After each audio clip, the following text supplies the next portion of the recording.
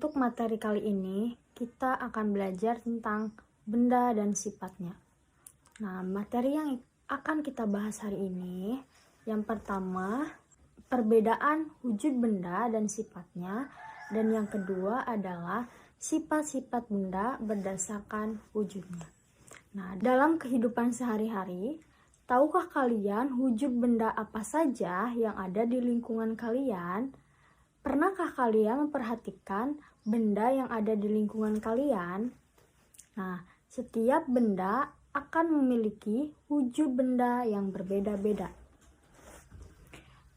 Berdasarkan wujudnya, benda dibagi menjadi 3. Yang pertama yaitu benda padat, yang kedua yaitu benda cair, dan yang ketiga adalah gas.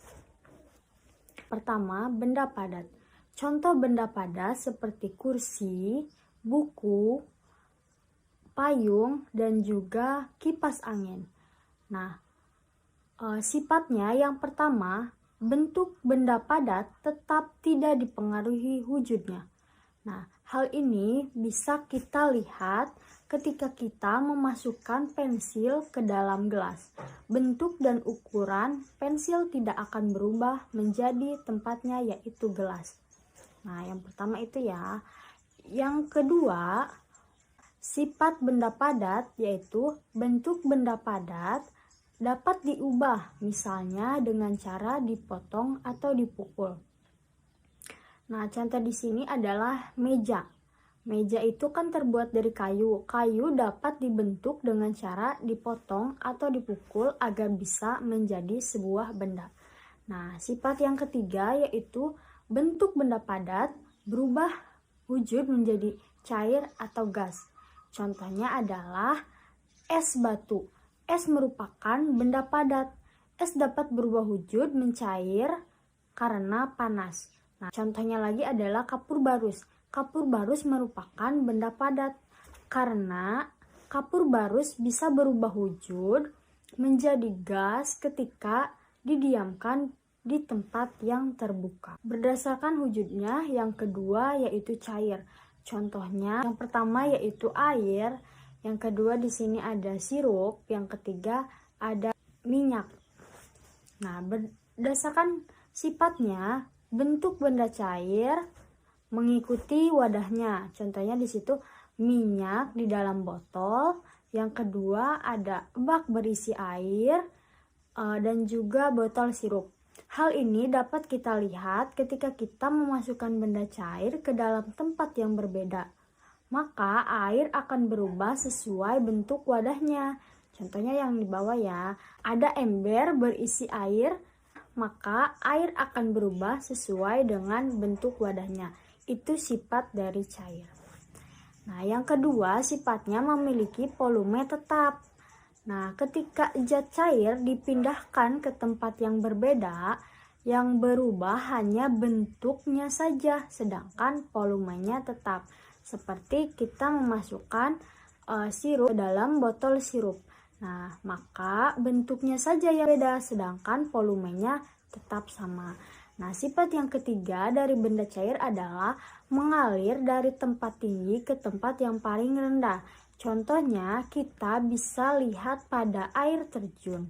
Air terjun mengalir dari hulu tempat tinggi menuju hilir ke tempat yang paling rendah. Nah, contohnya di sini ada air terjun ya. Nah, kemudian yang keempat, sifat dari benda cair, bentuk permukaan benda cair yang tenang dan selalu datar. Nah, pada botol yang tegak dan dimiringkan, permukaan air yang selalu tenang dan datar. Nah, ya, itu contohnya. Yang kelima, sifat benda cair yaitu benda cair dapat melarutkan benda tertentu. Contohnya yaitu gula pasir akan larut bila terkena air. Nah, di sini ada ya. Contohnya gula pasir atau garam bisa larut karena air. Yang ketiga, berdasarkan bentuknya ada di sini benda gas. Yang pertama adalah di sini contohnya udara, asap, dan uap air.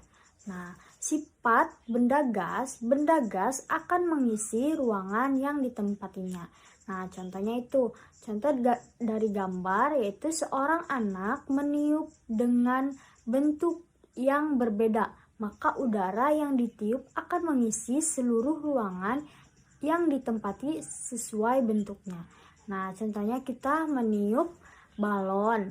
Nah, udara yang di dalam atau balon akan menempati sesuai bentuknya udara tersebut. Seperti kita sedang meniup balon.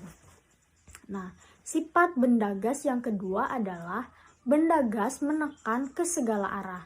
Nah, contohnya ketika kita meniup balon, pada saat balon ditiup, udara akan memenuhi ruangan pada balon dan menekan ke segala arah. Jika balon ditiup, maka akan terus membesar dan meletus karena dinding balon tidak bisa menahan tekanan udara di dalam balon.